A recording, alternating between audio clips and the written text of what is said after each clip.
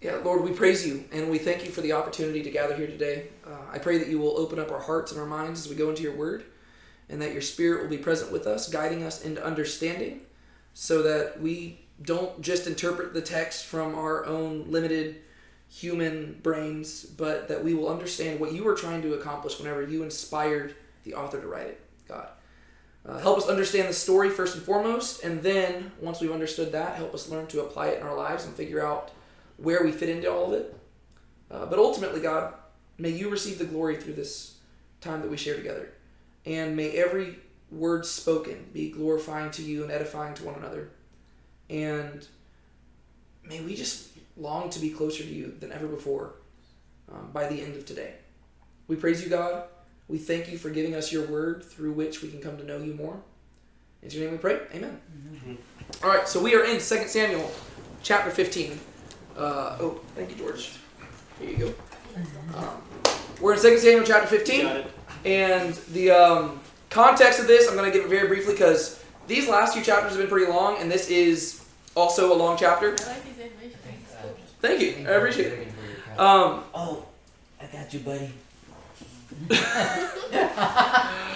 Okay, 2 Samuel chapter 15, the context of this, most of us are kind of familiar with it, but the people of Israel, they were freed out of bondage in Egypt a long time ago. They have long since entered into the promised land after 40 years in the wilderness. After Joshua died, they went into the period of the judges, where everything just kind of just went down the drain, and everybody was just doing horrible, terrible stuff, and it got really bad. Which leads us to the final judge named Samuel. That's what 1st and 2nd Samuel is named after. And he kind of gets this whole story kicked off, where he is just this amazing, amazing dude. And because he was so amazing, everybody was like, you know what? Let's just keep having you and your kids lead us, right? No, not quite. Instead, because he was so great, sinful people did what sinful people do, and they said, we'd like to change things up. How about if we had a king? And he's like, well, God was kind of supposed to be your king, so there's that. And they're like, yeah, we get it, but everybody else has a king, so we want a king. And God's like, all right, well, that's fine. So he gives them a king. But they want a king like the nations, so they get a king like the nations, and his name is King Saul. And I was going to say he's a decent king. He knows how to get stuff done, but whenever we're talking about a king ruling the holy people of God, not very great. He does a lot of horrible stuff, and really, by the end of his reign, the whole nation's falling apart. But very early on, he gets rejected as king because God basically just allowed him to be there as like a demonstration to the people. And God appoints another person, a young child, to eventually rule them. And this guy is described as a man after God's own heart before we even meet him. His name is David. And David, long story short, has a pretty tough upbringing.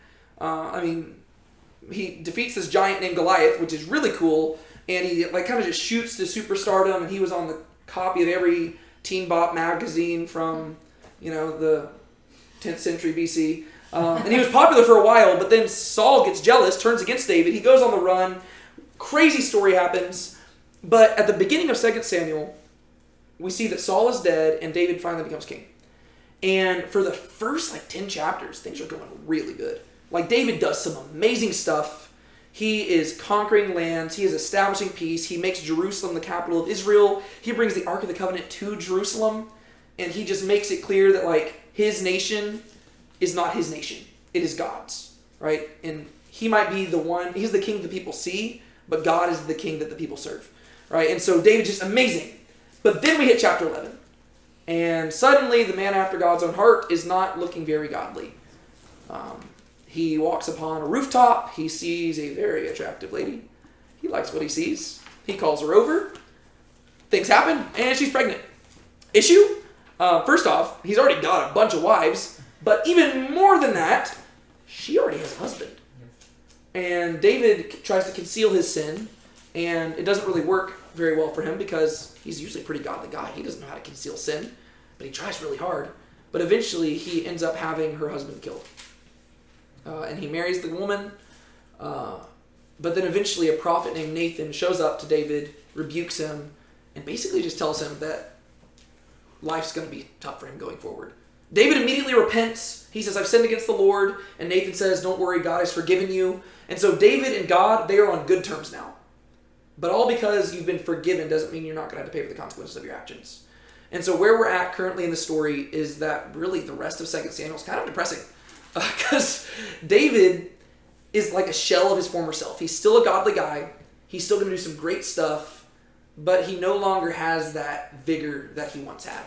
And really everything that's happening as his life's just falling apart, he just rolls with it because he knows he deserves it. And he knows he's been forgiven, but he still knows that he has to pay for what he's done. And so what we've seen particularly in chapters 13 and 14 is that some of David's sons became problematic. We had his one son, Amnon, his eldest son, who forces himself upon his stepsister, Tamar. And then Tamar's brother, Absalom, who is Amnon's half-brother. It's really complicated. It's like Game of Thrones level, like, intermixing weird stuff. Tamar's brother, Absalom, is mad that Amnon forced himself upon Tamar, rightfully so, but then Absalom does something he shouldn't have done, and he kills Amnon. Absalom kills Amnon. Is that what I said? Hopefully. Absalom kills Amnon, which nobody is happy about, because that's a brother killing a brother. This is like Cain and Abel level stuff. And so Absalom ends up running away, and he flees, and he goes and lives with his grandpa. And then we got to the last chapter, where basically we have this extended discourse and narrative where David's chief commander, Joab, is trying to reconcile the relationship between David and Absalom. Mainly because it's not a good look for the kingdom if the king and one of his eldest sons are not talking. And so he's trying to fix this, but both of them are stubborn. And it's hard to figure out who is at fault, right? Because really both of them are at fault. David probably feels like he really can't get on to Absalom about stuff because he's done way worse than what Absalom did. Absalom isn't even repentant. David probably should take the initiative and he should discipline his son and he should try to seek reconciliation, but Absalom doesn't seem to really want to reconcile. And so it's kind of going back and forth, but eventually David does invite Absalom to come dwell back in Jerusalem, but he's just going through the motions and he's not actually forgiving Absalom. He makes it look like he is, but then Absalom, like he says, you're not allowed to stay in my house. And so they don't talk to each other for 3 years. And then finally, Absalom burns down Joab's fields because Joab won't respond to his text messages. He tries contacting Joab, and Joab won't respond. So he literally burns down the guy's fields. And Joab's like, dude, what the heck? And Absalom says, why am I in Jerusalem? If Dad hasn't forgiven me, why am I here? And so Joab talks to David, and where we ended off in chapter 14 at the very end is that David invites Absalom to him, and he kisses Absalom on the head. Once again, it appears that David has genuinely forgiven Absalom. And maybe he has at this point. The issue is that it's too little too late. And where we're entering in today is a story that is going to be with us. We're entering into a story that's going to kind of be with us. It's for the next 3 chapters. It's actually almost everything moving in slow motion as things begin to progress, especially towards the back half of this chapter, to where we're going to see this really extended account of David being forced out of Jerusalem, and he's fleeing once again, just like he did from Saul. But this is sadder, right? Because David, whenever he was fleeing from Saul, he was innocent, right? And he hadn't done anything wrong, and Saul was just paranoid. But in this story, David has been forgiven by God, but he knows that everything he's experiencing is a consequence of his sin, because with great power comes great responsibility. He messed up badly, and therefore he's going to reap the consequences badly. And so it's going to be this extended account that's going to take us really through the next 3 weeks, as David literally goes out of Jerusalem, down through the Kidron Valley, and up the Mount of Olives. Interestingly, it's the same path that Jesus takes whenever he's going to pray shortly before his arrest. And we'll talk about that, because there's a lot of Jesus parallels going on here. But yeah, so we're entering into a really sad part of David's life, because he's finally, it seems like, forgiven his son, but his son is so bitter. And his son has decided that it's not enough to have his dad's forgiveness. He wants his dad's kingdom. And so Absalom is going to do to David what Saul thought David was doing to him. Right? Saul was afraid that David was trying to take his kingdom, and David wasn't trying to do that at all. Absalom is going to try to do it, and David's not going to know it until it's too late. And so that's where we're heading. We are at David fleeing from Absalom, and it's really sad. So, I guess I will read this for us, since Sean, our normal Bible reader, is not here. Now it happened afterwards that Absalom prepared for himself a chariot and horses and 50 men as runners before him. And Absalom used to rise early and stand beside the way to the gate. And when any man had a case to come to the king for judgment, Absalom would call to him and say, "From what city are you?" And he would say, "Your servant is from one of the tribes of Israel." Then Absalom would say to him, "See, your words are good and right, but no man listens to you on the part of the king." Then Absalom would say, "Oh, that one would appoint me judge in the land. Then every man who has any case or judgment could come to me, and I would justify him." And when a man came near to prostrate himself before him, he would stretch out his hand and take hold of him and kiss him. In this manner Absalom dealt with all Israel who came to the king for judgment. So Absalom stole away the hearts of the men of Israel. All right. So, just summary, what do we see happening here? Absalom takes a part of David's job, pretty much. Mm-hmm.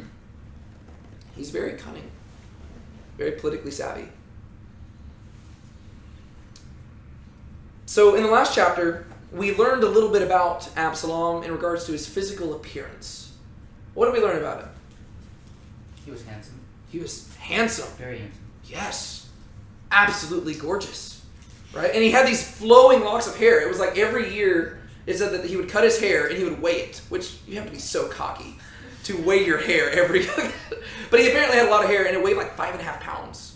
Something like that, right? 5.5, I think? Yeah. 5.5 pounds of hair each year. It's crazy. And so this guy was just the epitome of like... I mean, like, he's his father's son, right? David was the Teen Bop magazine guy back a few decades earlier. Now Absalom is the new one, right? He's Prince Charming, basically. Everybody loves Absalom. He's good looking. He's tall. Who does he sound a lot like? Saul. Right? That's exactly how Saul was described. He was a head taller than everybody. So they both have these distinguishing features about their head. And both of them are loved by the people. And both of them have a thirst for power. And that's what we're going to see about Absalom here. So let's walk through it. Now it happened afterwards, after the events of the last chapter, so after David finally tried to reconcile with Absalom, that Absalom prepared for himself a chariot and horses and 50 men as runners before him. Let's just start right there. What's Absalom doing? Giving royal treatment. He's what? Like his royalty treatment. Yes, royal treatment. What tells you how is that royal treatment? The chariots and the horses and 50 men like before him, like he's got people. Yeah, he's like these are what kings have. Interestingly, do y'all know what the stipulation is in the Torah, right? In the law? What is the stipulation about horses and chariots in regards to kings whenever you actually go back to... Too many. What about it? Number. Not good to have too many. Yeah, it's not good to have too many, right? So if you actually go back to the Mosaic law in Genesis or Deuteronomy, I think it's in Deuteronomy, it specifically says, when you appoint a king over you, which is funny because they weren't supposed to have a king, but God just knew they were going to appoint one. And so he says, when inevitably you rebel against me and appoint a king, when you have a king, don't let him multiply chariots and horses. Why? Because at some point, you're just doing it to show off, right? It's one thing to have chariots and horses because you need them. If you're just multiplying them when you don't need them, you're just doing it because the power's going to your head. And that's what Absalom's doing, right? He is multiplying these things not because he's going off to war. It is simply because he is sending a message. I am royalty. Right? And so, if he's going to do what he's about to do, he needs to give off the appearance. Not only is he good looking, not only is he suave and sophisticated, he's got the horses and chariots and all the men to back it up. And whenever he comes riding into the city, he's got all these people with him, welcoming him in. Right? He's setting the scene. And Absalom used to rise early and stand beside the way to the gate. All right, what's the deal with the gate? We've talked about this in previous books and stuff. It's like any disagreement, they would meet at the gate. Yeah, this is where business would go down, right? This is where the common folk would meet up to basically do government, right? This is like basically the same as the city center nowadays, something like that. This is where people would get up early, the elders of the town would meet there, and this is where the judges would reside. This is where back in the book of Ruth, remember we saw them there. And we also saw this whenever David was rising to power. Remember? David was the one who went in and out amongst the people. Right? He didn't just stay holed up in the palace. He went out. He intermingled with the people. And that's why the people loved him. Because he wasn't some persnickety royal warrior. No, he was the people's man. Right? He interacted with them. He loved them. Absalom is doing just that. Right? So he used to rise up early, stand beside the way of the gate. And when any man had a case to come to the king for judgment, Absalom would call to him and say, "From what city are you?" And he would say, "Your servant is from one of the tribes of Israel." Then Absalom would say to him, "See, your words are good and right, but no man listens to you on the part of the king."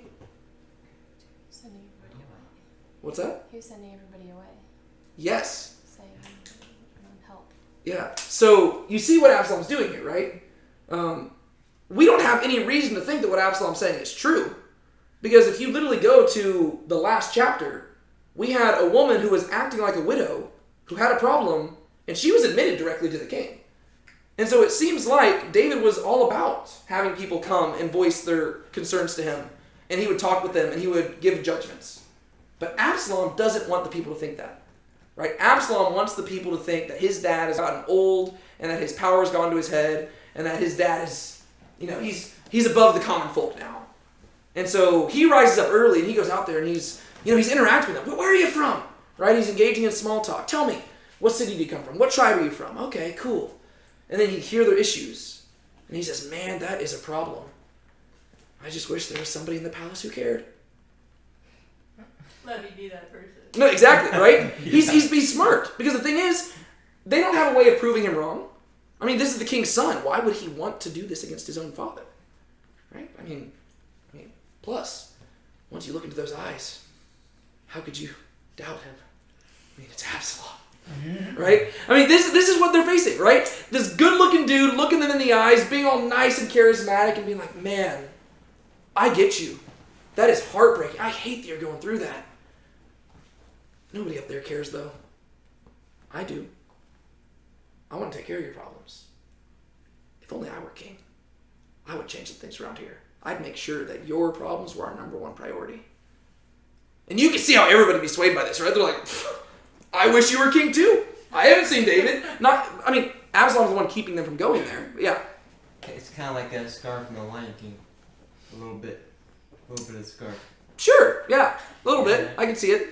Yeah, so he calls them, what city are you from? He would say, "Your servant is from one of the tribes of Israel." Then Absalom would say, "Your words are good and right." Everybody loves being told that. Everybody loves nobody likes me saying, "Oh, that's a stupid problem." No. If you want somebody to like you, tell them that what they're saying is it's gold, right? It's like, "Oh, yes, absolutely." That's like the easiest way to make somebody like you. Just affirm them. "Oh, what you're saying, 100%, I agree. Yep, every problem you said, couldn't agree more." All of a sudden, you're their best friend. They're like, "Oh my gosh, I want to talk to this guy more often." Your words are good and right, but no man listens to you on the part of the king. Not one. David doesn't want to see you. Why do you think I'm meeting you out here? It's because I knew that you would never make it to the palace. Dad doesn't care about that type of stuff. That's why I'm out here, because I do care. I am not above the common folk. Yeah, I know, I've got the chariots and stuff. That stuff doesn't bother me. That's not me. I'm one of you.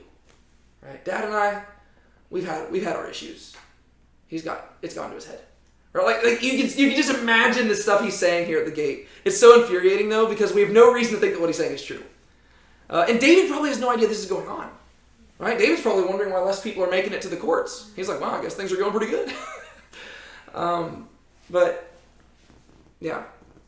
Then Absalom would say, "Oh, that one would appoint me judge in the land. Then every man who has any case or judgment could come to me and I would justify him." Just as a word of advice, if you ever hear anybody saying that if they were in charge, all the problems would be fixed, they're probably lying. Yeah. Which is why you typically can't trust most politicians, because they're literally, and that's on both sides of the camp. Everybody's like, "Oh, if I was in charge, I would fix all this." I'm like, I don't think so. Just the testimony of history proves that there's only one person who's ever been in charge who actually has taken care of all our problems. And that's Jesus. And the appointed leaders at that time are the ones who killed him. But it's convincing, right? And whenever you're a person who feels rejected by the king, and then his charismatic, young, good-looking son is looking you in those eyes with those piercing blue eyes and just... He probably didn't have blue eyes. He was Jewish. Those piercing chocolate eyes. I don't know. He's looking at you and he's saying, I hear you. I get you. And basically he's just making them his platform. Right? If I were the judge and if I were on Dad's throne, people like you would be my number one priority. Dad, I don't even know what he's doing. He's too busy sleeping with women he sees off the side of the roof. But me, where am I at? I'm with you. I'm hearing your problems. And I would not forget about you. That'd be my number one focus. People are, Yeah, I'm sweet. right? Yeah, you're like, shoot, all right. Yeah, I'm in. Cool. And when a man came near to prostrate himself, this is like, you see how clever he is. And when a man came near to prostrate himself before him, what does prostrate mean? Bow down. Bow down. All right, so they would bow down before him. He would stretch out his hand and take hold of him and kiss him. So what does he do? Kind of like honors him. Yeah, lifts him back up, kisses him. Don't bow down before me. I'm one of you. Right? Bow down before my dad. He loves that stuff. Me? No. I kiss because usually you kiss the king's hand, right? Not me. Smart. He is. He's brilliant. He's playing all the cards right. But the thing is, he's had years to think this up, right? Years of animosity building, and he's just plotting. Because that's one thing we've seen about Absalom. He is not impulsive, right? We saw this whenever he killed his brother Amnon. He waited 2 years, right? It says that he heard about what Amnon did to Tamar, and most people would have acted immediately. But he just sits back, and he says, Tamar, you can live with me. I'll take care of it. I 2 really years like later. him. What? I really like him. Yeah, he's a very likable guy. Until you see what he's ultimately doing. It's horrible. So he'd stretch out his hand and take hold of him and kiss him. In this manner, Absalom dealt with all Israel who came to the king for judgment. So Absalom stole away the hearts of the men of Israel. That's a heartbreaking phrase. Mm-hmm. Especially whenever you realize that one big focus of 1st and 2nd Samuel has been the heart. Right? David was a man after God's own heart. Whenever we meet David, God is saying, man looks to the outward appearance, God looks to the heart. We know that the heart is the thing that matters to God. And here we have David, the anointed king of Israel by God, and we have Absalom, this usurper. And who do the people of Israel follow? Absalom. Their hearts abandon David, and they pursue Absalom. And David hasn't done anything wrong here. David is ignorant to all of this. He has, as far as we know, everything Absalom's saying is wrong. Because we literally saw last chapter that David is totally, he's willing to hear people. He was willing to accept this random widow in to hear him, and then it turns out she was an actress. Right? He didn't know that. So David is not guilty of what Absalom's saying, but everybody thinks so. It's fake news, basically. That's what it is. And so their hearts are swayed, and the people fall in love with Absalom, and David's ignorant of it. He doesn't even know. Now it happened at the end of 40 years. We're going to have to talk about that phrase 40 years, because there's some weird stuff going on there. Now it happened at the end of 40 years that Absalom said to the king, please let me go and pay my vow which I have vowed to Yahweh in Hebron. For your servant vowed a vow while I was living at Geshur in Aram, saying, if Yahweh shall indeed bring me back to Jerusalem, then I will serve Yahweh. And the king said to him, go in peace. So he arose and went to Hebron. Then Absalom sent spies throughout all the tribes of Israel, saying, as soon as you hear the sound of the trumpet, then you shall say, Absalom is king in Hebron. Now 200 men went with Absalom from Jerusalem, who were invited and went innocently, and they did not know anything. And Absalom sent for Ahithophel the Gilonite, David's counselor, from his city Gilo, while he was offering the sacrifices. And the conspiracy was strong, for the people increased continually with Absalom. Okay, so what do we see here? He lies to David. He lies. He makes people sin that don't know. Uh-huh. And he's turning his counsel against him. Yeah. Yeah, that's the heartbreaking thing. We're going to talk about Ahithophel a lot over the course of the next few weeks. Ahithophel is a tragic figure. All right, let's talk about this first phrase. Now, it happened at the end of 40 years. Right off the bat, what's weird about that?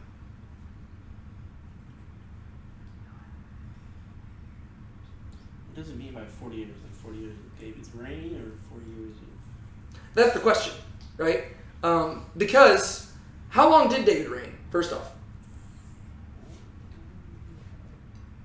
He reigned for 40 years. It tells us that he became king in Hebron when he was 30, and he reigned there 7 years. And then once he became king in Jerusalem, he reigned for 33 years. So David's entire reign was 40 years. And so the question becomes, what is meant by the word 40 here? And this is where I have to put on like little scholarly glasses for a second and point out there are some like manuscripts that actually say 4 instead of 40. And in Hebrew, it's literally like the difference, like it's literally just, it's almost the same as like in English where the letters are just like slightly different. It's like, you just add the like letters I-M at the end, and it's like 40 versus 40, like 4 versus 40. So there are some manuscripts that say 4, which I think naturally makes more sense. But broadly speaking, 40 is the one that is more often found. And so we really have a few different options here. It could be 4, in which case 4 years passed after Absalom went to Hebron. And that's probably really easy to understand. But if it is 40, it can't be, like the most natural reading with that is that like he waited 40 years after going to Hebron. But that would not make sense in any way whatsoever, because that would mean that he had to go to Hebron in the first year of David's reign, which means that literally everything we've seen in 2 Samuel has happened in the span of 1 year, which we know can't be true because we've already seen multiple years pass since Absalom killed Amnon, right? And so we know that it can't be that, which is the most natural thing, right? And so the other interpretations we can go with is that it could, some people have suggested that maybe 40 years refers to Absalom's age. Maybe he was 40 years old.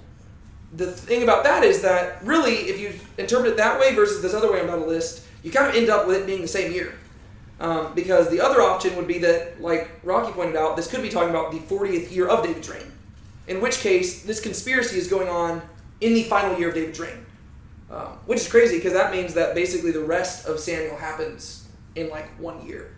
Which is probably the worst year ever. Like, there's just so much that goes on. And that's probably the best interpretation. That, because really, if Absalom is 40, do you remember where Absalom was born? Do you remember when he was born?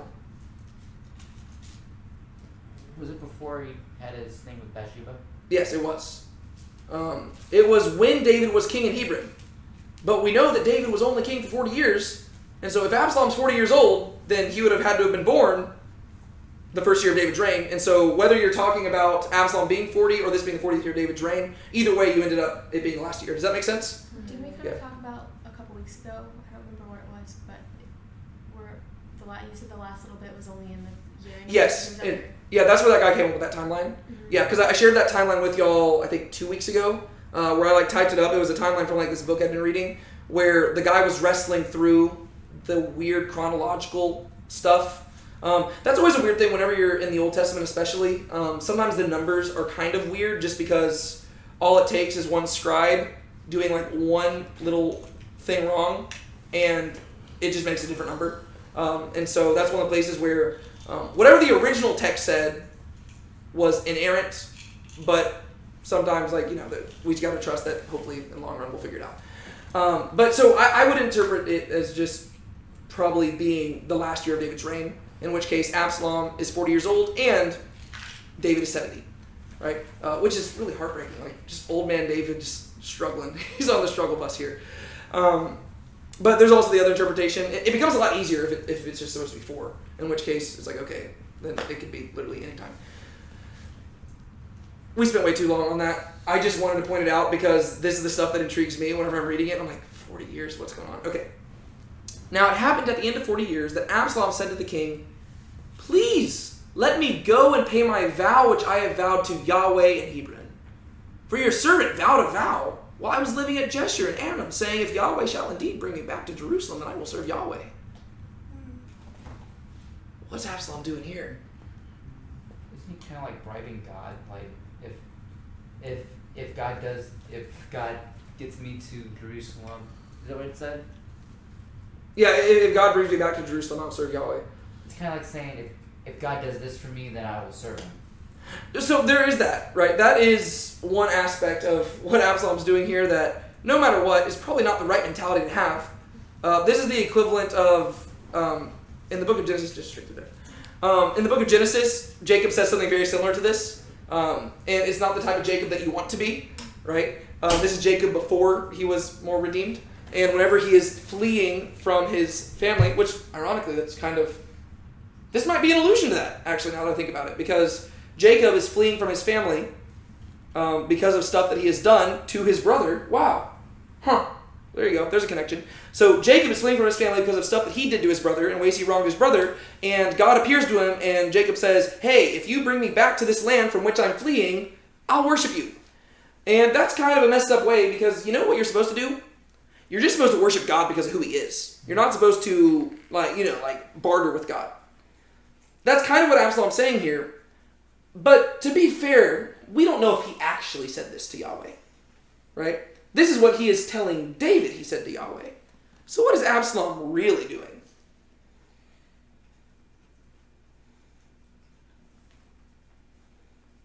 Lying?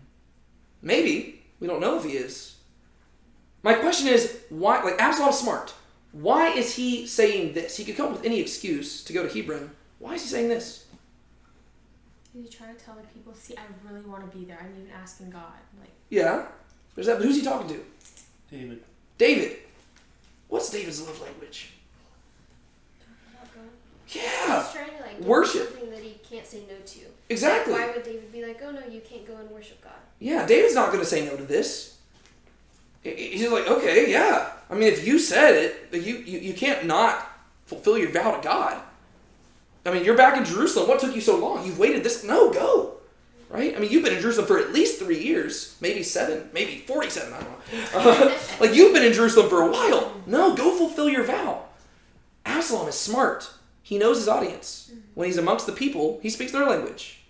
He tells them that he'll give them a bunch of things if he's in power. Right? That's what people love to hear. What do you got? What are you going to give me? What do I get out of it? That's what they love to hear. David doesn't care what he gets out of stuff. He cares what God gets out of it. So Absalom comes up to him and says, Dad, this has been weighing on my heart. I told God that I would give him a sacrifice in Hebron, and I haven't fulfilled it. I need to go now.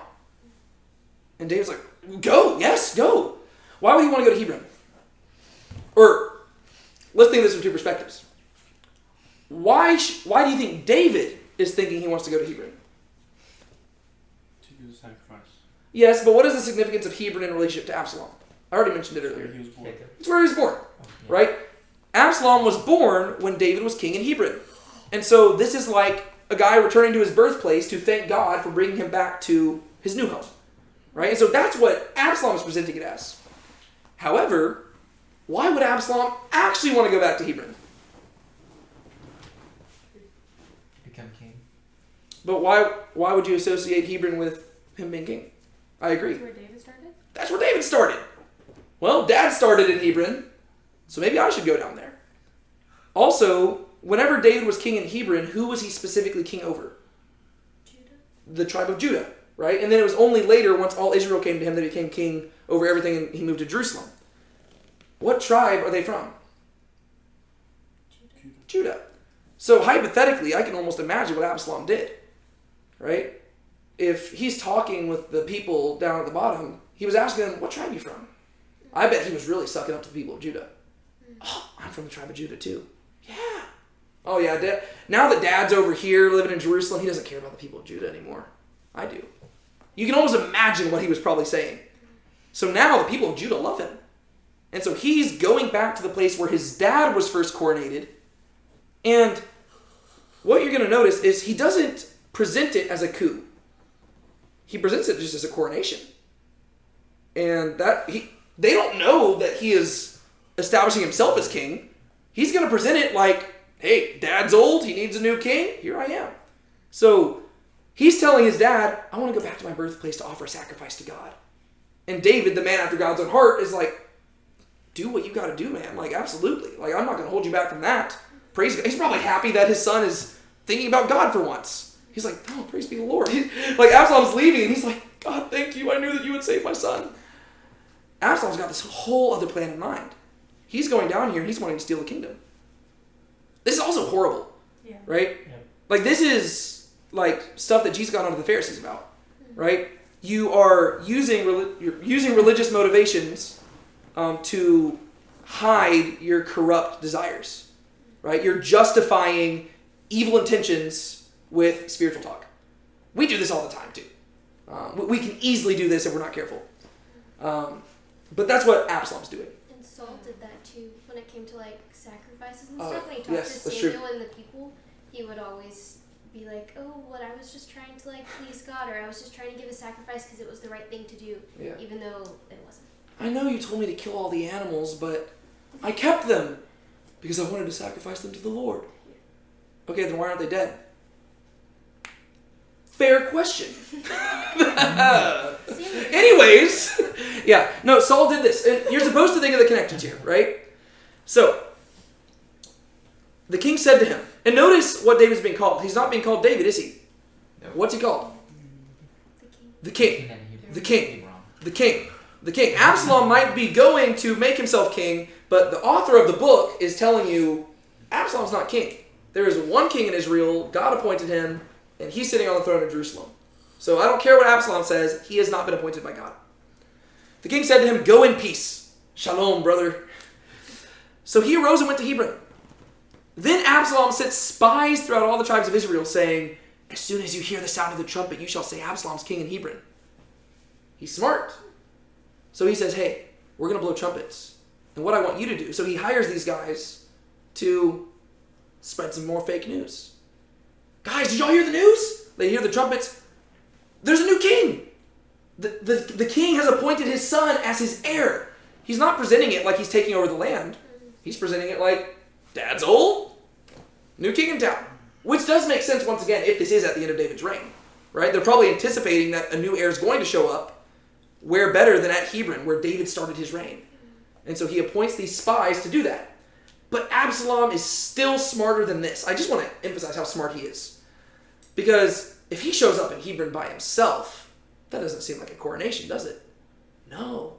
He needs some people to come with him. But he can't tell them that it's a conspiracy, because then they're going to be like shaking in their boots and all nervous and sweating, and nobody's going to believe it's a celebration.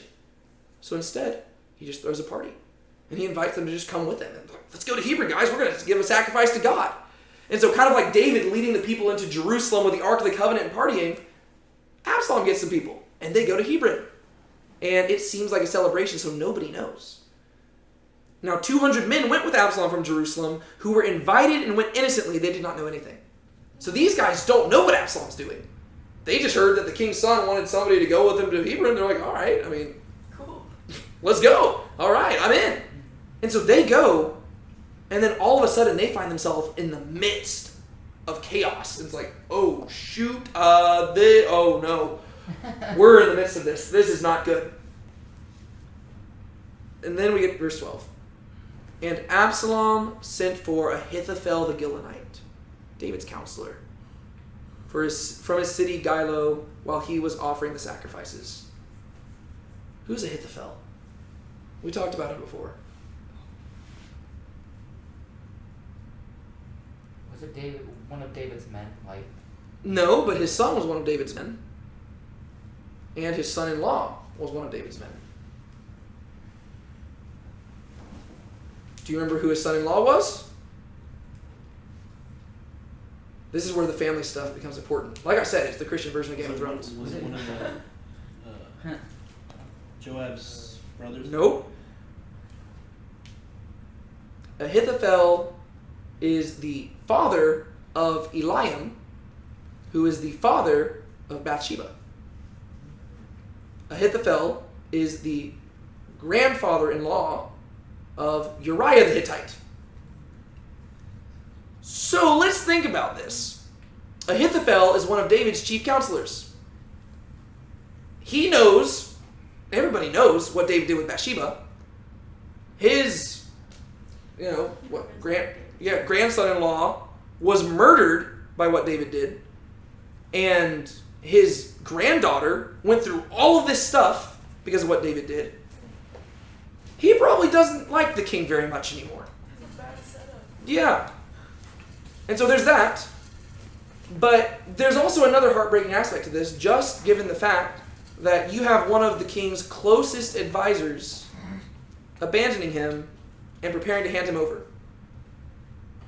What does this kind of sound like? A close friend. Judas. Yeah, it sounds like Judas. And you know what's going to happen to Ahithophel in the end? He's going to hang himself, like Judas. And you know what David is going to pray in the Psalms? He is going to say, even my close friend, whom I trusted, with whom I broke bread, has turned against me. You know what the Gospels are going to quote as a prophecy about Judas?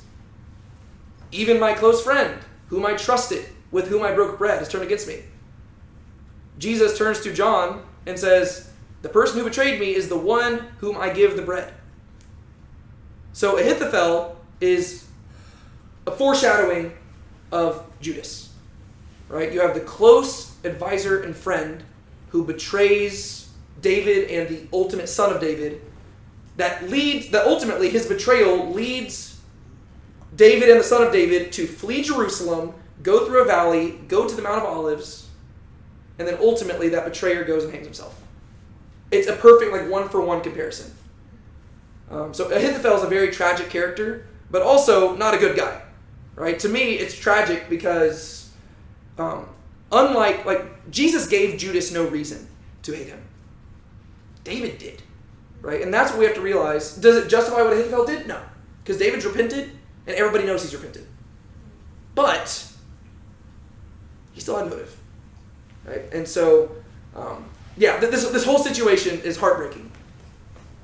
Absalom sent for Ahithophel the Gilonite, David's counselor, from his city Gilo while he was offering the sacrifices. So he actually goes and offers the sacrifices. And as he does it, he brings in somebody on the conspiracy. Bless you. And it's one of David's close friends. And the conspiracy was strong, for the people increased continually with Absalom. At some point along the way, people pick up on what's going on. And they realize David has no part in this. And they're fine with it. You know? If you had told them, they probably wouldn't have thought they're fine with it. But all of a sudden, they see Absalom riding on his horse. And they're like, yeah, that's a king. You know what? Who needs David anyways? David was so 20 years ago.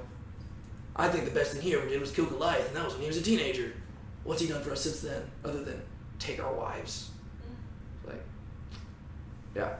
I have a question. Yeah. That's kind of, it's related, but also not. So do you think God would be, pleased with those sacrifices? Just because, he's not doing that in the right state of mind. You know what I mean? He's,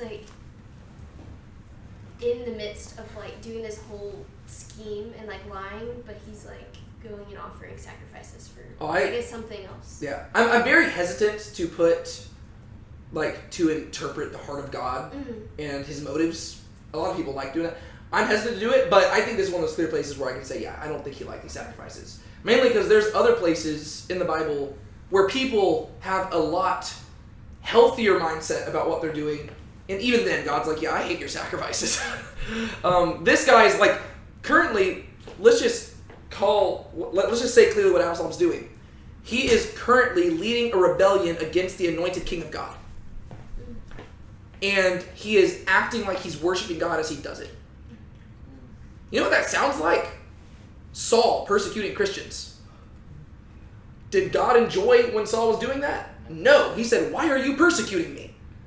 But that's exactly what Absalom's doing, right? Saul said he was serving God, but he was rebelling and opposing the people of God.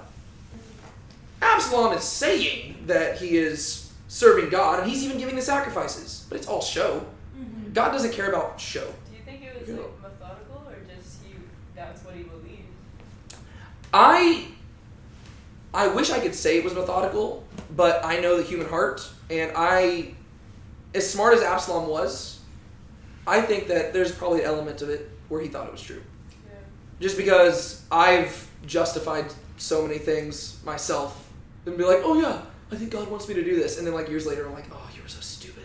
And so I can't say. All I can say is what the text says. He But was going down the wrong path. yeah, no matter what, he is using God for personal gain.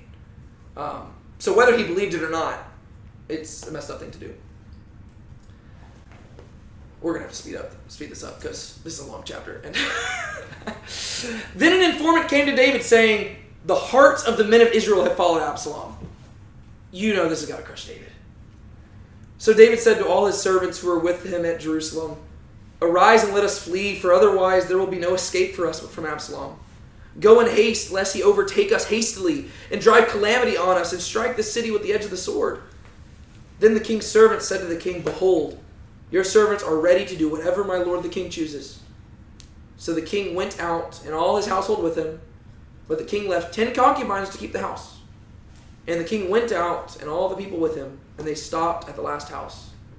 Now all his servants passed on beside him, all the Kerethites, the Pelethites, and the Gittites, 600 men who had come with him from Gath, passed on before the king. So what happens? David's getting ready to flee from Absalom. Yeah. This is one of those places that makes me want to cry for David. Because we know what David did, but we also know David's heart. And we've seen him repent. And this has got to be crushing. Here he thinks, like just think of it from his perspective. He finally has reconciled with his son. He thinks they're on good terms. His son asks if he can go back to his birthplace to worship God. He thinks that things are going great. He is probably on cloud 10 thinking, you know what? Maybe I've finally gotten past all this stuff. Maybe I've already paid all the consequences of my sins and we can move on. And then the messengers come and they say, Absalom's stolen the hearts of the people. He's coming for your kingdom. And all of a sudden, everything starts crashing down. He has flashbacks and he remembers what Saul feared. And he realizes that's what's happening to him. Saul was afraid that David would steal his kingdom, and now David realizes that that's exactly what Absalom did, but David hadn't been afraid of it. He'd actually been ignorant to the entire thing. You think that's maybe because David didn't even think to do that to Saul, so he didn't see it coming? I think there's probably an aspect of that. I think there is also the aspect that David he's never been a power-hungry... in general, he was never somebody who was pursuing the throne. Even after he was anointed by God, he was always like, if I end up there, God's going to have to put me there. Because there's multiple times he could have taken the throne, he just never did it. And so David is not a person who is, him being on the throne led him to do some pretty stupid stuff where the prosperity went to his head. But he was never a guy who was just overtly power-hungry, I don't think. And so I don't think it was even something that probably really crossed his mind. And the idea that a son would do that to you. I don't know. We also I think that David just kind of out of touch with his sons. He just doesn't know what's going on, which is just sad. There's a lot of different components to this. But I just hate that moment for David where he just hears this. And, Absalom's got 200 men with him, and David doesn't know that they were innocent. He hears that those men are there. He probably thinks that they're all supporting Absalom. He doesn't know all the details. It's not like he could text somebody and be like, hey, is this legit? He just hears the news. He hears that trumpets are blasting and that people are saying Absalom is king. He hears that Absalom has 200 people and that a conspiracy is growing. For all David knows, literally everybody is supporting Absalom. Really, it's probably just a handful of people. But as far as David knows, it's true. Everybody supports Absalom. And it doesn't help that David's already been bad-mouthed by all the people anyways. And so, before we read the next part, how would you expect a king to typically handle the situation? Fight back, maybe? Wrath, fight back, yeah. I don't care if he's my son. He killed my other son. I'm going to fight against him. Let's fight. I'm not moving. They'd be stubborn. Right? They say, I'm not leaving this throne. This is my throne. I'm staying here. He's going to have to take me out and kill me here. I don't care if all Jerusalem burns to the ground. I'm not leaving. That's what Saul would do. That's what Saul did do. He let the whole kingdom fall apart just because he was paranoid about David. But notice what David does. He said to all his servants who were with him at Jerusalem, arise and let us flee. For otherwise there will be no escape for us from Absalom. Go in haste, lest he overtake us hastily and drive calamity on us and strike the city with the edge of the sword. So why does he flee? He has a son, I guess. Yeah? Why Or else? he knows what is capable of. He doesn't want these people to get hurt. He doesn't want the people to get hurt. David realizes that if Absalom comes, it's going to be a bloodbath. And he says, no, it's fine. I'll leave. Let's spare the people. Right? He's doing what Jesus did. Right? He says, it's better for me to go that the people might be spared, rather than for me to stay and everybody be destroyed. And so what David does here is amazing. If he was like Saul, he would say, I'm not moving. I don't care. Let Absalom come fight. David doesn't even hesitate. Let's go. Let's get out of here. If Absalom wants to chase me, he can chase after me, and we'll handle it out there. But don't let him touch Jerusalem. And if he comes to Jerusalem, let him come in peace. He can sit on the throne. I don't care. God knows who the king is. The throne, it's whatever. Let him sit there. Let him dwell in Jerusalem. I'll be back. David trusted God's promise, and we're going to see that in a second. Then the king's servant said to the king, behold, your servants are ready to do whatever my lord the king chooses. So his servants trust him.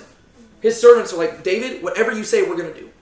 So you can see that they still like David. They recognize he's a good dude. So the king went out and all his household with him. But the king left 10 concubines to keep the house. Skipping over the fact that it's probably not a good thing that David has 10 concubines to leave in the house. What does this suggest? That he's leaving. Yeah. He leaves them to take care of the house, which implies that he doesn't think he's going to be gone forever. He's leaving Jerusalem, but he doesn't think, oh yeah, I'm not coming back. He's going to come back. He trusts that. God has made him king. He doesn't know how it's going to work out. He doesn't want to fight his son. He doesn't want Jerusalem to go down. But he trusts that God has made a promise, and God's going to fulfill the promise. So he leaves 10 concubines and says, hey, take care of the house till I get back. When are you going to get back? I have no idea. How's this going to happen? I don't know. David's used to this, right? He's actually at his best whenever he's on the run because it's forcing him to trust in God, right? And David is great at that. He's like, you know what? It's fine. And he's used to this. He knows how to run. He literally spent years on the run from like this dictator chasing after him. He's like, yeah, I've done this. I did this when I was young. I can do it now that I'm 70. So the king went out, all his household with him, but the king left the 10 concubines to keep the house. Those concubines are going to come back later on, and it's going to be a sad story. And the king went out and all the people with him, and they stopped at the last house. Just kind of a somber moment. What's that? Or Joseph? She kicked me on accident. I was like, Kind of a, I don't know, like somber moment. They stopped at the last house. You know, you just see them like, that's just like a very human moment right there. They're walking out, and then before they step out of the city, they just stop. And you just have to wonder what's going on in their heads as they're doing this. What's up? Is it like they're thinking final goodbye, or what are they thinking? I don't know if they're thinking final goodbye. I think it's just like, this is not how we thought this was going to go. I would feel like defeat. Yeah, well, it's just like a, I mean, last time David was out in the wilderness, he was gone for like a decade. He doesn't know how long it's going to be. He doesn't know if it's going to be a week, a month, a year, 10 years. And here he's leaving the holy city of God where God's presence dwells. And they're stepping out, and they all just take a pause. And I don't know, it's like, I don't know what happened there, but they just paused. Now all his servants passed on beside him, all the Kerethites, the Pelethites, and the Gittites. 600 men who had come with him from Gath passed on before the king. So these are like his bodyguards. But interestingly, if they're from Gath, what does that say about them? They're Philistines, which suggests that all these groups of bodyguards are what? Too big? Well, they're Gentiles. That's what I emphasize. Yes, they're Gentiles. This is what people would typically do. You typically would hire foreigners to be your bodyguards because they wouldn't get involved in like the political rivalries of like the in-house things. But to foreshadow Christ, once again, David is rejected by the Jewish people, and the Gentiles are going with him, right? And so, but not all the Jewish people, right? There's some Jewish people who are still allegiant to David, but by and large, they're rejecting him to where he's having to leave. Very similar to what we see with Jesus. Then the king said to Ittai the Gittite, why will you also go with us? Return and remain with the king, for you are a foreigner and also an exile. Return to your own place. You came only yesterday, and shall I today make you wander with us, going about while I go where I go? Return and cause your brothers to return. Loving kindness and truth be with you. But Ittai answered the king and said, As Yahweh lives and as my lord the king lives, surely wherever my lord the king may be, whether for death or for life, there also your servant will be. So David said to Ittai, go and pass over. So Ittai the Gittite passed over with all his men and all the little ones who were with him. While all the country was weeping with a loud voice, all the people passed over. The king also passed over the brook Kidron, and all the people passed over toward the way of the wilderness. What do we see here? Sounds a lot like Ruth. It does, doesn't it? Mm-hmm. In what ways? Because they're facing like a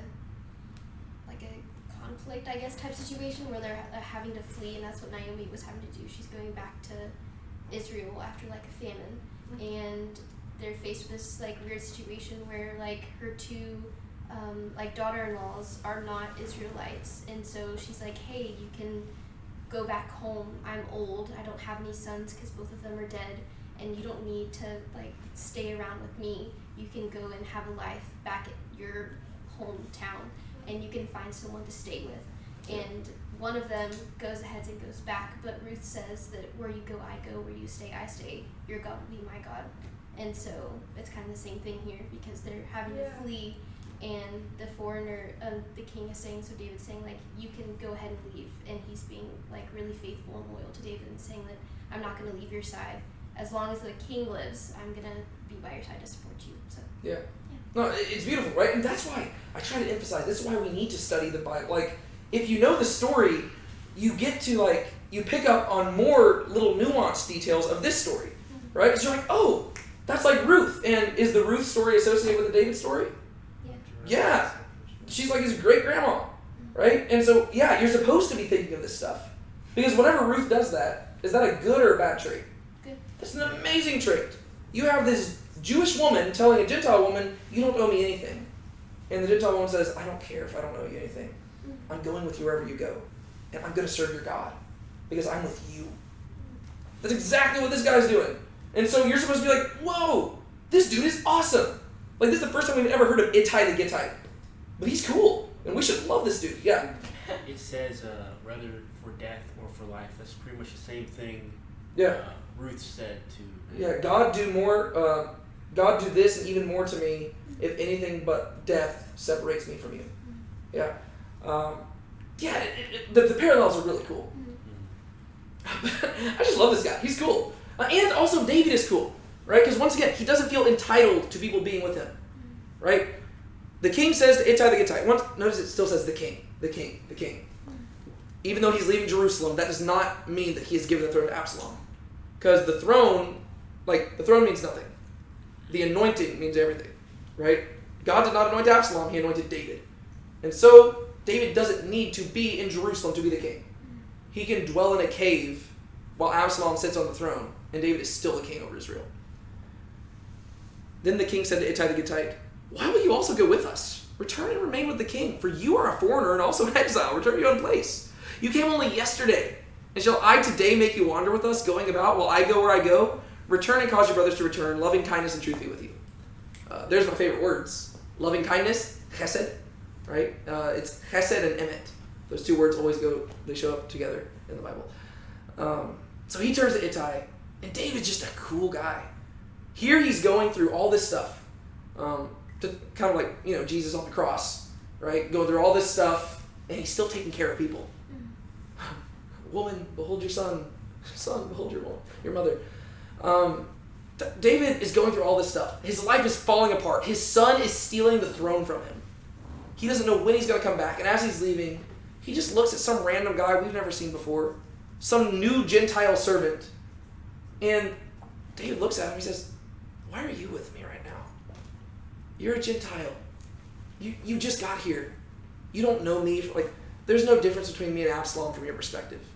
We barely know each other. This might be the first time they've ever interacted in person. David's like, you just got here. Like it's literally been a week. Like he says yesterday. You recently came here. And now you're just going to follow me out into the wilderness? No, don't do that. Stay home. Live in luxury. That's why I'm leaving. I'm leaving so you don't have to. Because I want you to rest in peace. Loving kindness and faithfulness be with you and truth be with you. David's giving this guy a clear out. And you know what? We wouldn't have to say, like, you couldn't say anything bad about the guy if he said okay. Because it wouldn't be a bad decision. But the decision he makes is something worth high praise. Right? So if he had gone with it, it'd be like, okay, cool. That's fine. We probably all would have gone with it. Right? I mean, if, you know, you're following some stranger you barely know out to live in the wilderness, probably living in caves and stuff, and you have no idea if you're going to return or not, yeah, I'd be like, yeah, you know, I think me and my family are going to just stay in the palace. You know, if you're really not going to be mad, okay. You sure? All right, fine. Well, you know what? God bless you. Hope to see you back someday. That's what we'd probably do. Not Ittai. But Ittai answered the king and said, as Yahweh lives, and as my lord the king lives, surely wherever my lord the king may be, whether for death or for life, there also your servant will be. So he vows in the name of God, as Yahweh lives. So we know that he may be a Gentile, but he's worshiping the God of Israel. And he calls him my Lord the King. You might think that I don't know who you are, but you're my king. And I'm sticking with you through thick and thin. I don't care if I have to die. You might think that we're strangers, but I've seen who you are. And I'm sticking with you, because God has appointed you as king. So David said to Ittai, go and pass over. He's like, all right, you sold me. Go on ahead of us. You first. They're talking about passing over the brook, right? Because if you've seen a picture of Jerusalem, Ben and I have been there together, right? Jerusalem's up on a hill over here. There's a big valley in between, and then there's the Mount of Olives over here, right? The valley in between is called the Kidron Valley, and now I think the brook is dried up, but there would have been a brook right through there. And so David says, go on and pass over. So Ittai the Gittite passed over with all his men and the little ones who were with him. So there's even kids, right? They're taking all of them. While all the country was weeping with a loud voice, all the people passed over. So this is not like a easy moment, right? It's not like David is leaving being like, it's all right, we'll be back. No. I mean, yeah, he's doing the right thing, he's being faithful, but he's still heartbroken over this. He's leaving Jerusalem. That's where God's presence dwells. He was like neighbors with God, and now he's leaving. And it's like, so they're crying, they're weeping, they're lamenting. It's a loud thing. Like, I don't know if you've ever seen like Middle Eastern cultures whenever they grieve. Very different than America. Like over here in America, we just like let like one silent tear like fall down. No, in Middle Eastern cultures, they will literally hire people to grieve. Right? We're literally like, that's like a thing at like funerals. To this day, they will hire people to mourn because they realize that there's a beauty in grieving over something. And so they were literally, it's kind of weird practice, like we think it's strange. But this is even mentioned in the Bible, they did it back then. But there were people you literally pay them to mourn, and they would cry with you. And it'd be loud, and this lament would be heard. And that's what they're doing right here.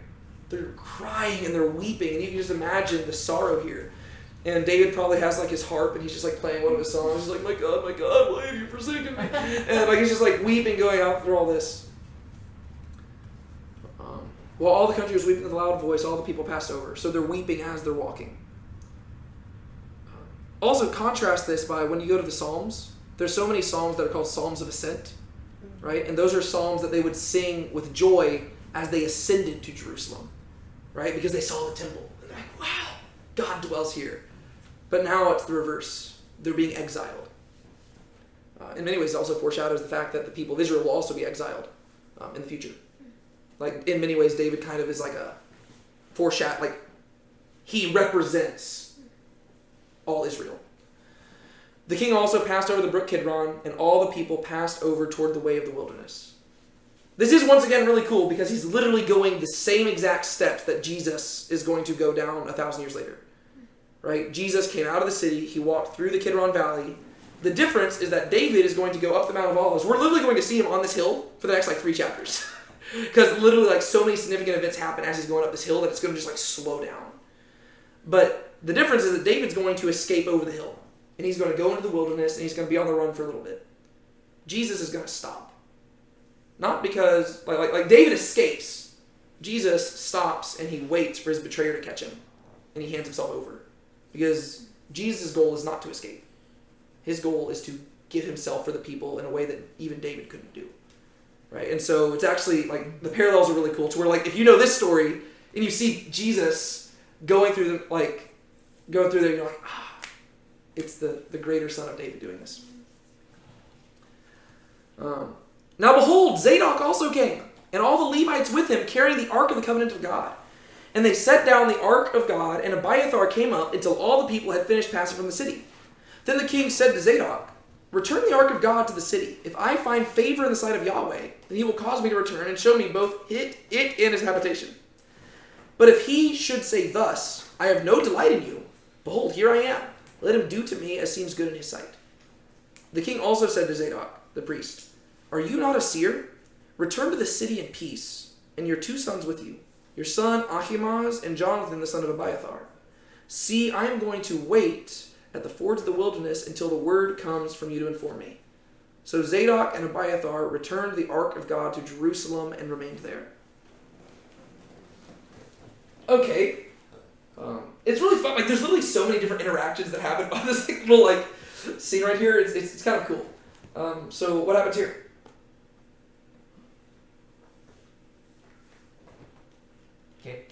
They get the Ark of the Covenant out of Jerusalem. That's Do they? Yeah. They try to. Mm-hmm. But what does David do? Put it back. He says, it's got to stay. Yeah. Because David is a cool dude. David is so cool. Okay, we'll talk about how cool he is as we go through this. Now behold, Zadok also came. First off, who is Zadok? Priest. He's the high priest. Right? Remember, there's Zadok and Abiathar, and they're both kind of high priests. Who was Abiathar? He's the guy that David saved. Yes. So maybe we need to remember that story because that might be kind of significant. How did David save him? From Saul. Yes. See, once again, the parallels are so helpful in understanding the story.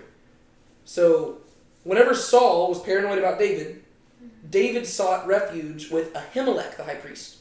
Right? That was Abiathar's father. Right? And Ahimelech, remember, he was descended from Eli, the high priest at the very beginning of 1 Samuel, right? Whose house was cursed.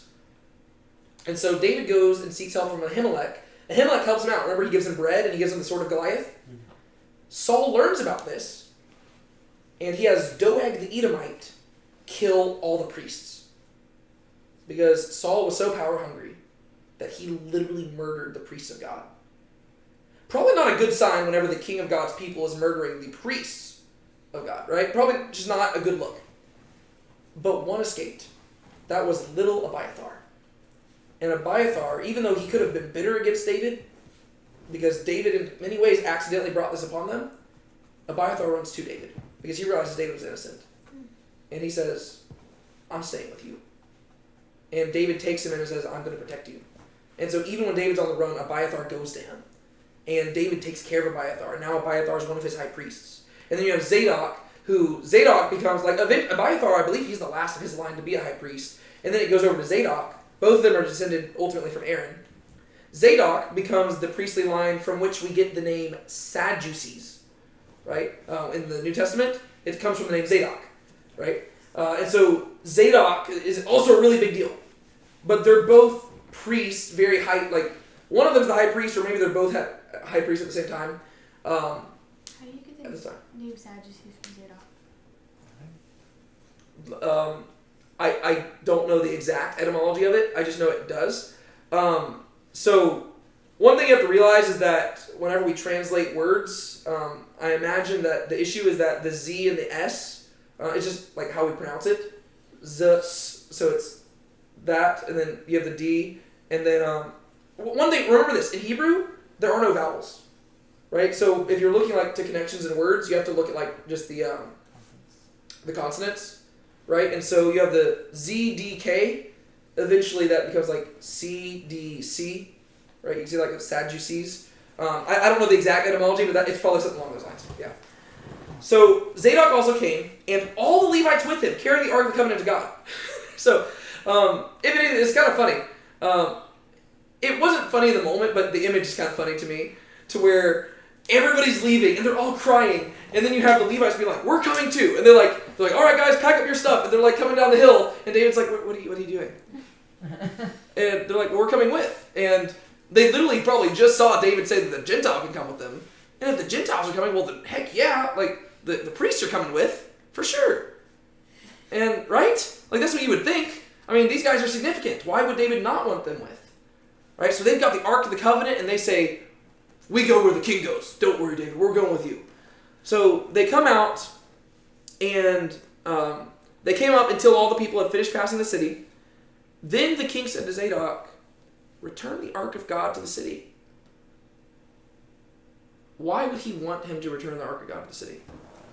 I mean, probably because he intends to come back, and that's where he wants it to just stay instead of having to relocate it and relocate it again. So there's that aspect. And he's going to talk about wanting to come back. Even if not, the God and it's supposed to stay with the people. Yeah. Not just with him. Well, that's the thing, right? God has chosen his place to dwell. Jerusalem is that place. Right? This is something that in the Torah it says God will choose a place to dwell, and that is where it's at. And so he says, the Ark of God can't come with me. No, it's got to stay here. This is God's place. He has chosen to dwell there. I'm not taking him with me. Do you know what this is a stark contrast to, though? Once again, this is the parallels. Think about what we've talked about just in Samuel. Whenever the Philistines stole the ark and they were using it as a magic box, they thought that the ark had to be there for God to be on their side. Exactly. That's the cool thing, right? David gets it in a way that Eli's sons did not get it, right? Remember back at the beginning of 1 Samuel, the people of Israel went out to fight the Philistines, and they were losing the battle, and they said, oh, maybe if we get the Ark of the Covenant out here, we'll be fine. And they lose the battle. Because God's proven a point. He's like, the Ark of the Covenant isn't what matters. It's your faith in me that matters. The Ark of the Covenant's a box. Yes, the presence of God dwelt there, and that's really cool, but God doesn't need to be right next to you to do something super awesome. No, he can be over here and you can be over here. He can do it. Right? That's what Jesus is proving whenever he's performing all these miracles from a distance. He's like, I can perform miracles whenever I want. Right? And so, the Ark of the Covenant is not a magic box. You don't get special protection just because you're right next to it. If anything, we've seen if you get too close to it, you die. Right? And so, David says, no. I appreciate it. Because the Levites are voicing their devotion to David, and that's good. They're saying, we're not with Absalom, we're with you. And David says, I appreciate it, but I can't let you leave the city. As your king, I'm telling you to go back. Because the ark needs to stay here. I don't need the ark. All I need is God, and he's with me. And if God is willing, I'll see the ark again. If not, it was good while it lasted. Return the ark of God to the city. If I find favor in the sight of Yahweh, then he will cause me to return and show me both it and his habitation. But you have to realize, for David, this is a difficult thing to say. Because what is my favorite verse in the entire Bible? It's written on that thing over there. Psalm 27:4. One thing have I asked of the Lord. This is David writing. One thing have I asked of the Lord, and that shall I seek. To dwell in the house of the Lord all the days of my life. To gaze upon the beauty of the Lord and to dwell in his temple. What does David desire more than anything? To dwell next to God. And now here he is fleeing into the wilderness, and they're following him, and they say, we got the presence of God, David. We know that you probably want it next to you. And he says, I can't do it. You got to take it back. He is literally denying himself his greatest desire. If that's not a picture of a godly guy, I mean, especially because the thing he desires is the presence of God. But he realizes that for this moment, he has to be apart from God. And he needs to go into the wilderness. And he's going to go to the wilderness of Judea. Interestingly, you know what my favorite psalm is? That was my favorite verse from the psalm. That's from Psalm 27. My favorite psalm is Psalm 63. And if you read it, the heading says, a psalm written when David was in the wilderness of Judea. And he says, O God, you are my God. Earnestly I seek you. My soul thirsts for you, as in a dry and weary land where there is no water. David's out in the wilderness, and he says, God, I want to be with you. There's desert all around me, but the only thing I thirst for is you. And David's imposing that upon himself, because they could bring the ark of God with him, and David would have what he wants. But he says, no. God wants to dwell here. This is my punishment. I have to leave. God has to stay here. It's like it's an exile, right? That's what I'm saying. It is like the people of Israel going from, whenever they were sent into captivity. God is the one who sent them into exile, and they had to pray that God would bring them back. That's what David's doing. He says, nope. If it's God's will, I will come back here, and then I'll know that I am dwelling in the presence of God, and then I'll be happy. But I can't just drag him around with me. He stays here, I go there, and I trust he'll bring me back. But if he would say thus, I have no delight in you, behold, here I am, Let him do to me as seems good in his sight. But he knows that God delights in him. So this is a statement of faith. He's like, I'm going to be back. But if somehow God's changed his mind, he knows what's best.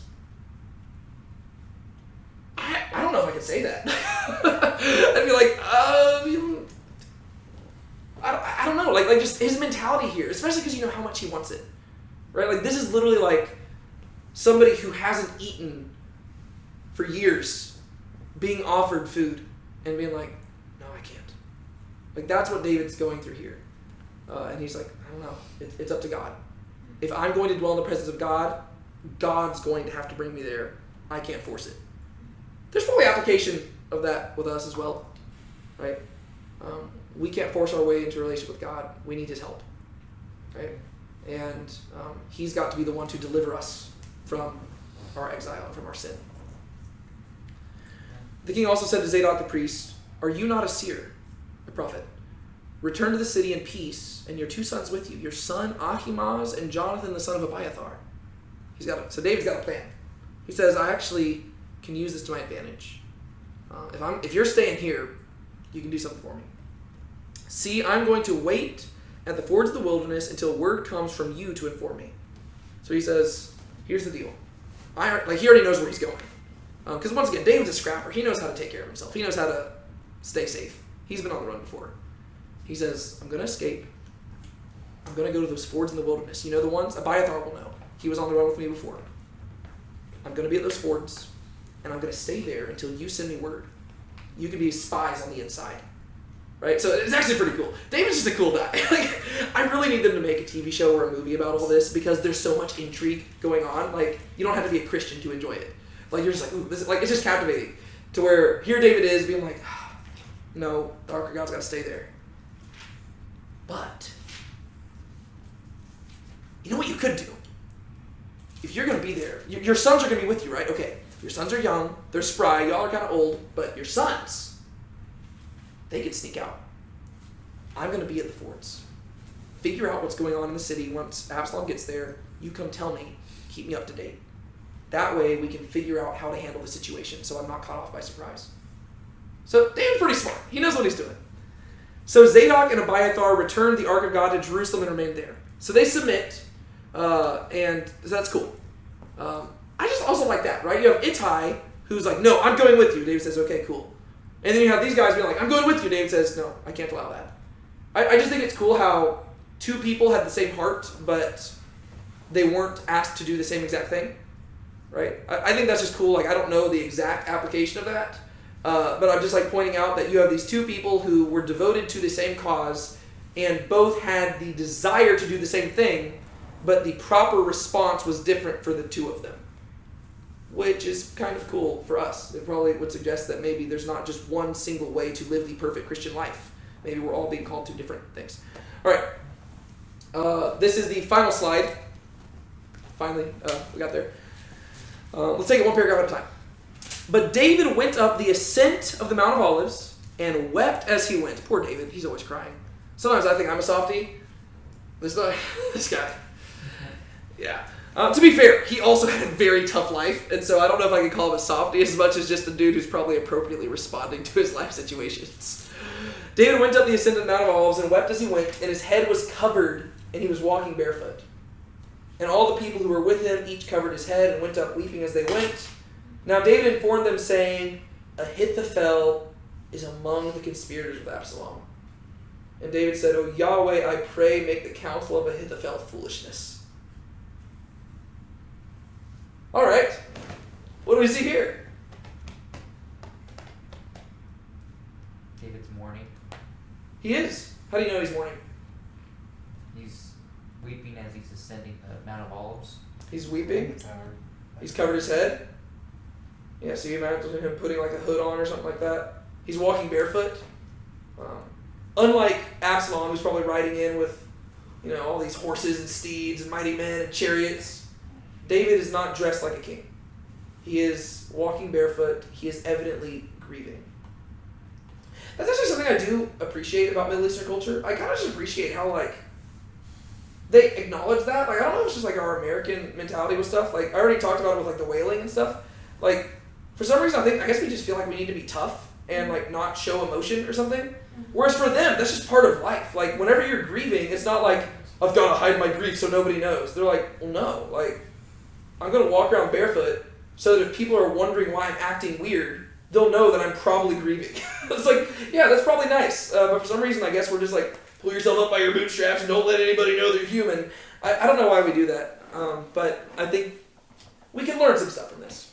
That's probably not the application you're supposed to take from this, but it's just something that sticks out to me. So once again, like, do you see how the story just has slowed down? Right? It's almost like you're just supposed to marinate in the weight of what's going on here. The anointed king is being kicked out of the city of God. To where literally, like, everything's been happening. Like, in the last few chapters, years have been passing. And then all of a sudden, we have just spent verse after verse, and we're going to spend chapter after chapter going down a hill, across a river, and up another hill. It's literally just like, it's like everything's going so quick, and you're just like seeing beat by beat what's happening.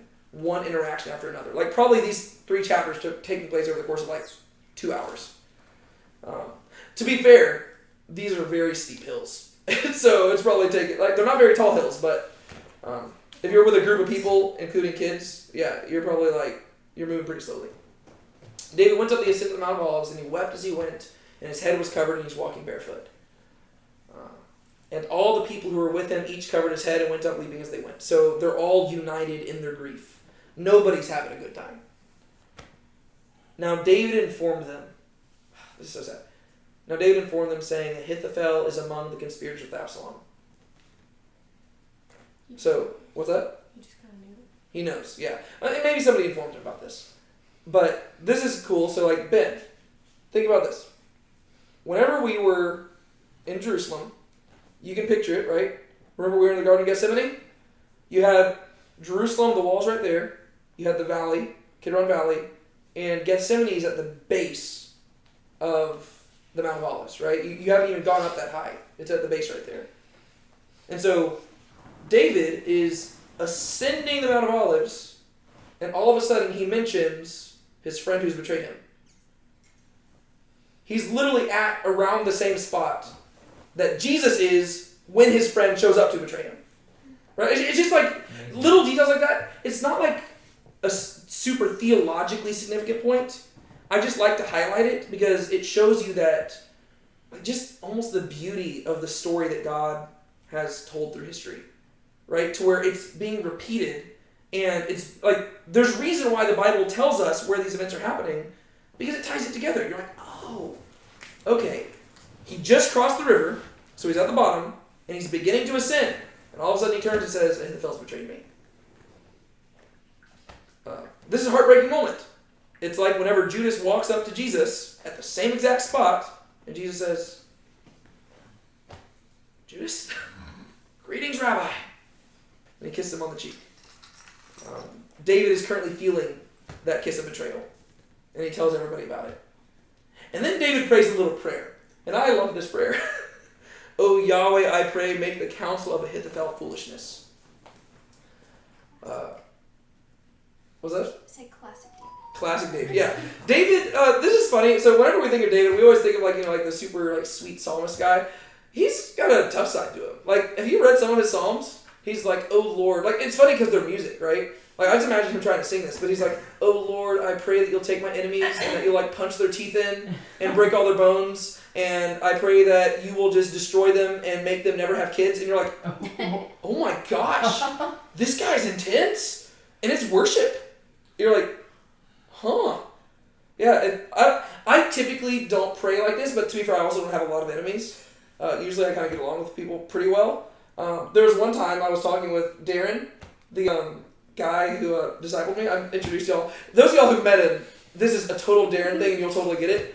It was funny. We were talking about this political candidate that he didn't like. And he was coming to speak at A&M. And Darren, I kid you not, he said, it was great. He said, Lord, I pray that you will give him diarrhea or something like that when he's on the stage to distract him so that he stumbles over his words and nothing gets across to these poor impressionable college students. And I heard it. I was like, You know, I don't think I would have ever thought to pray a prayer like that, and I don't even know if I feel comfortable saying that. But I get what you're going for, and you know, I can't say you're wrong. But that's the equivalent of what David's doing here. But it goes deeper than that, because we're going to see later on that Ahithophel's counsel is like the counsel of God. Like whenever people talk to Ahithophel, what he says is usually really wise. And so David is leaving, and Ahithophel's betrayed him, and he says, God, this would be really great if you could just make Ahithophel not have wise advice. Because, like, if Ahithophel gives Absalom the type of advice he used to give me, I might not make it back to Jerusalem. And so if I'm your anointed king, do something there. Because that's just how wise Ahithophel is. I just love the prayer. Like, make his counsel foolishness. It also sounds similar to the prophecy about Judas, that his camp would lie desolate. Right?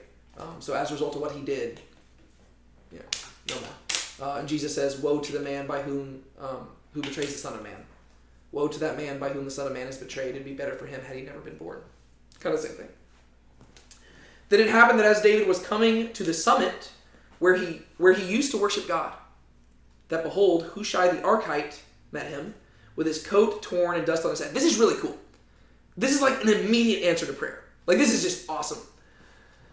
Where he used to worship God, that behold, Hushai the Archite met him with his coat torn and dust on his head. And David said to him, if you pass over with me, then you'll be a burden to me. But if you return to the city and say to Absalom, I will be your servant, O king, as I have been your father's servant in time past, so I will now be your servant. Then you could thwart the counsel of Ahithophel for me. Are not Zadok and Abiathar the priests with you there? So it shall be that whatever you hear from the king's house, you shall inform Zadok and Abiathar the priests.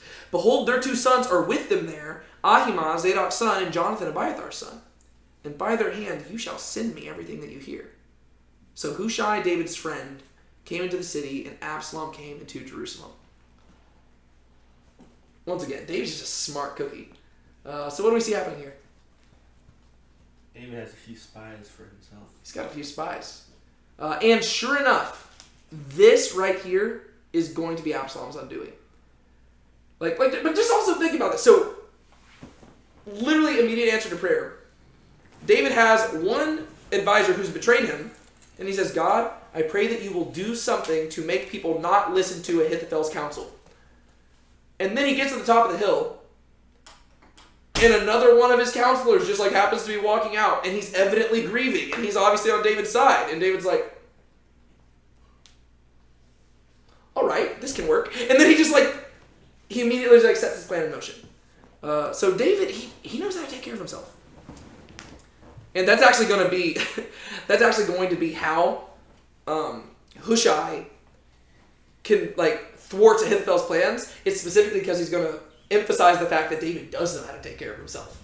And he's going to make Absalom terrified about that idea. Because Ahithophel's advice actually, of the advice that Absalom receives, this is going to be in chapter 17, so not next week's, but the weeks after. Of the advice that Absalom receives, Ahithophel's is the better advice. But Hushai puts a spin on it.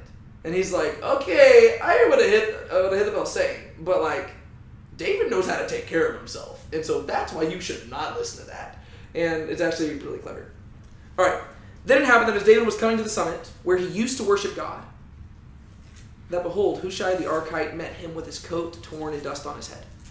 So he reaches the summit of the mountain. That's kind of cool that this is a place where he used to worship God. That's kind of a cool little detail there. The summit of this, and this just kind of emphasizes the closeness of everything in Israel. Do you know what kind of happened at the summit of the Mount of Olives? There's actually a few events that are significant there. There was a town called Bethany. Mary Martha, Lazarus, that all happened there. But more significantly than all that, this is where Jesus ultimately ascended. Right? He ascended to heaven from Bethany on top of the Mount of Olives. And according to Scripture, you know where he's going to return? Mount of Olives. Mount of Olives. So I'm just emphasizing that to show you that we're dealing with the same locations. It's actually kind of cool. Then it happened as David was coming to the summit where he used to worship God, that behold, Hushai the Archite met him with his coat torn and dust on his head. So this dude is obviously grieving. He has heard the news. He's catching up with David. And he's like, what can I do to help out? And David said to him, if you pass over with me, then you'll be a burden to me. I'm assuming this is probably because he's old. And he's like, I can't take care of you, man. Like, if you're with me, like, I can't, like, you're not going to be able to help me out. Like, he's kind of like, I need your advice when I'm in the palace, because I don't know what the heck I'm doing in the palace. I'm just like a shepherd boy in charge of all this stuff. But he's like, I do know how to be on the run. Like, your advice won't really help me out there. I can take care of myself on the run. I can actually use you in the palace. If you pass over with me, you'll be a burden to me. But if you return to the city and say to Absalom, I'll be your servant, O king, as I have been your father's servant in time past, so I will now be your servant, then you can thwart the counsel of Ahithophel for me. So what does David suggest Hushai do? Take him down from the inside. Take him down from the inside.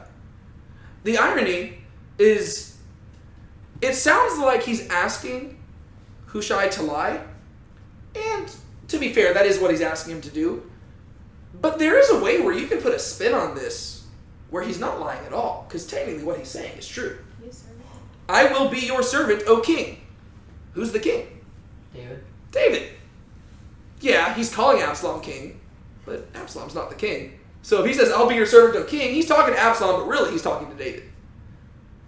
As I have been your father's servant in the time past, so I'll be your servant. So just like I used to serve David in the past, so I'll serve you now. Well, how did you serve David in the past? By serving God's anointed one. So how are you going to serve me?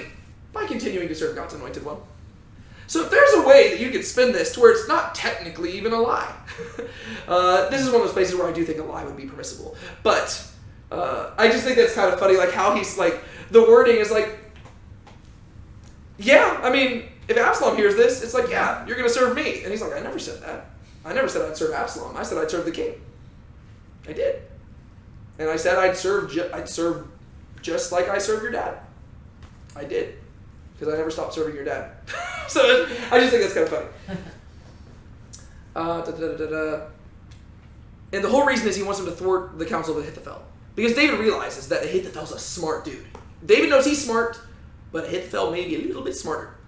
And he just knows that, if anything, it's high praise to Ahithophel, right? That David feels that he needs to do this. Because he's not like, oh no, I can take him on. He's like, nah, I need to do something. Because if they take Ahithophel's advice, I'm done for. Are not Zadok and Abiathar the priests with you there? So it shall be that whatever you hear from the king's house, you shall inform Zadok and Abiathar the priests. Behold, the two sons are with them there, Ahimaaz, Zadok's son, and Jonathan, Abiathar's son, and by their hand you shall send me everything that you hear. So we already saw this being set in motion before, right? He sent the priest back and he said, hey, your sons can come inform me. Now he tells Hushai, I've already got spies, I've already got moles in the system, right? You figure out what's going on. Figure out what Ahithophel wants to do. Figure out what you're going to tell Absalom to do, and figure out what Absalom actually decides to do. Tell them. They'll tell their sons. Their sons will come tell me. I can make preparations, and I can work with that. And so if you could just be my inside person, that would be great. So Hushai, David's friend. I love that he's called his friend here. Right? Hushai, David's friend, came into the city, and Absalom came into Jerusalem. It's really dramatic. Right? Here David's escaping over here, and Hushai arrives, and you almost just like imagine him arrive. Like he's probably like dusting himself off and making it clear that he wasn't grieving. And he's like walking in there, he's like tightening up his robes, and he's like just like sitting there in the palace, and then like Absalom walks in. Why are you sweating? Just excited to see you, I guess. And so like it's just like this dramatic moment. David's over here escaping, and he just barely escapes Absalom's arrival. And so then what we're going to see in chapter 16 is we're going to cut back and forth, and we're going to see what Absalom's doing over here, and then what's going on with David as he's escaping, and then we're just going to go back and forth like that. But real quick, final few minutes. There's this story, really cool story. What, if anything, do you see room for application for here?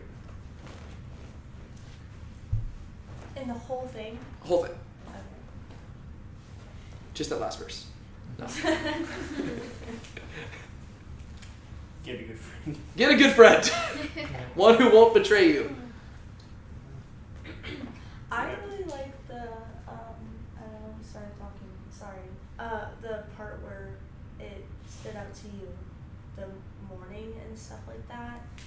Just humans, emotions and stuff like that? I don't know. Yeah. Like, I noticed that David, like, he mourns a lot, but then, like, when he dances with all of his might. And Yeah. it's, like, polar of, like, the whole spectrum of emotions are being displayed. Yeah, and they can both, and all of them can be glorifying to God in their appropriate context, right? And David's a really good demonstration of that, and that's one thing I think why David is so appealing to us, because not only do we know more about David's life than practically anybody else in Scripture, even Jesus, but we also get insight into David's character from the Psalms and from just what he does, and he is literally just like, he's a very extreme guy. I mean, he had an extreme life, but he feels a lot of things. And so, I mean, if we had this amount of information about the Apostle Paul, we probably wouldn't see these extremes as much. Because Paul was just built different, right? But David, we get to see a man after God's own heart, and he is all over the place, right? There's times he's angry, and sometimes that anger is bad. Sometimes it's good. There's times when he's really sad. Sometimes it's bad, sometimes it's good. There's times when he's really happy. Sometimes it's bad, sometimes it's good. Right? And so we get to see this complex figure who has all these emotions, and those emotions can sometimes be glorifying to God, sometimes they aren't.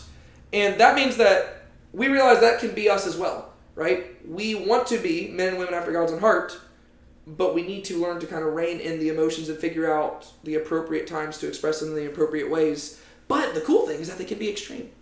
Mm-hmm. And you can be grieving like this, and it can be a godly grief. Mm-hmm. But you notice he never loses hope, right? That's the thing. He grieves with hope. It's not like he's saying, oh, I'm leaving and life's terrible. No, he's like, this is a terrible situation. Yeah. But I'm praying that God will bring me back. So he's not losing sight of his faith, right? That's the distinction there.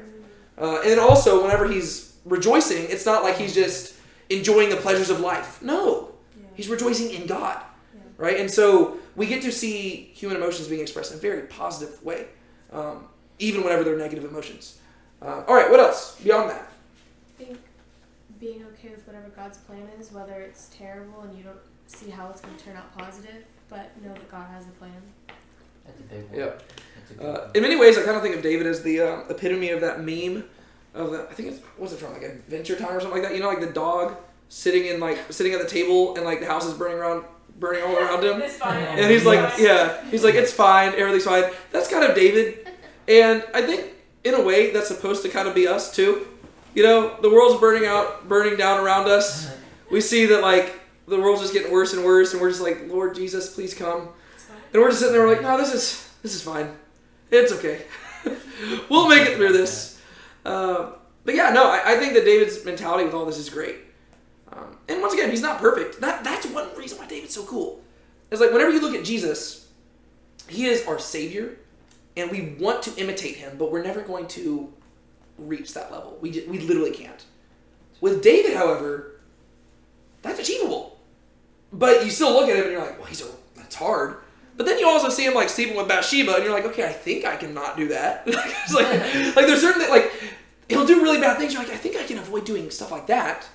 But he's just a regular man who loves God, and that's cool because I'm just a regular man who wants to love God, and we're all just regular people who want to love God, which means that this is actually something we could do. And we don't have to just theoretically look at this and be like, wow, David's awesome. No, we could just do that. And people could look at us and be like, wow, did you see how Rocky handled that situation? That was awesome. And Rocky could be over here like, what? I didn't do anything amazing. I just trusted God. And for him, it feels like nothing, but everybody else is like, whoa. Because David, I bet he didn't think anything highly of himself. He was just being himself, right? So that's cool. We can actually do that. What else?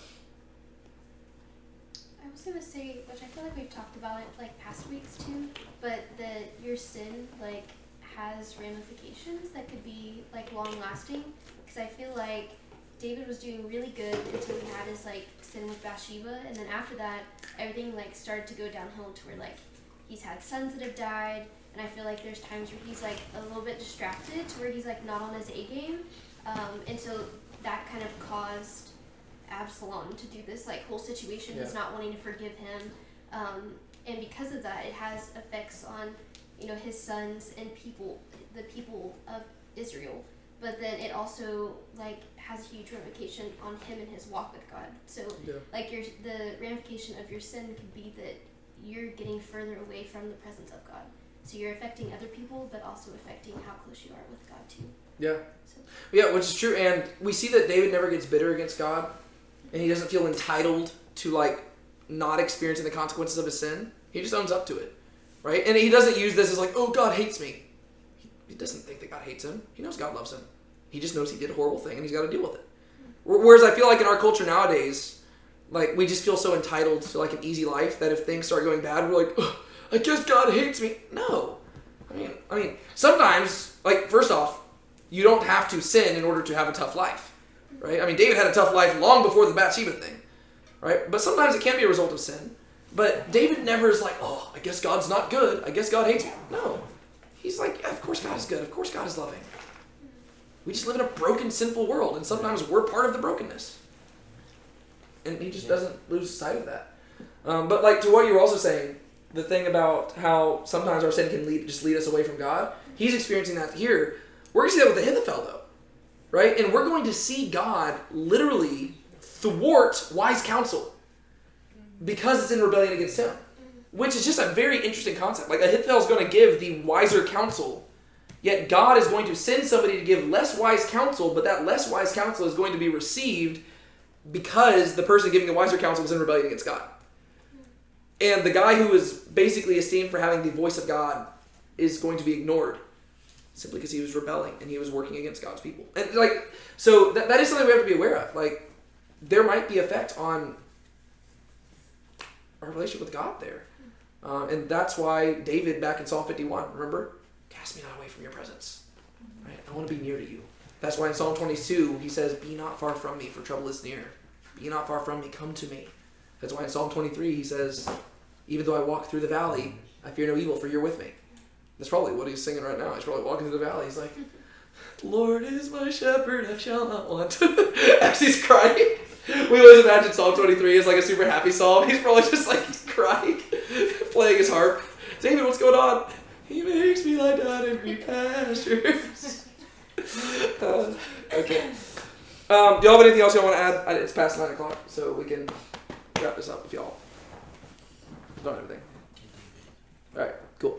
Dear Lord, thank you so much for your word. Thank you for giving us your servant David to do all these amazing things.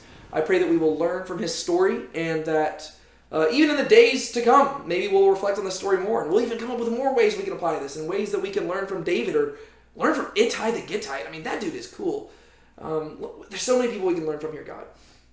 But ultimately, the thing that I hope we take away from all of this, and really just our whole study of Samuel, is that you look to the heart, God. That is what you are chiefly concerned with. And our external actions are important, but they aren't important. Like, they're not the end thing, God. They're meaningless if they're not preceded by a heart of devotion to you.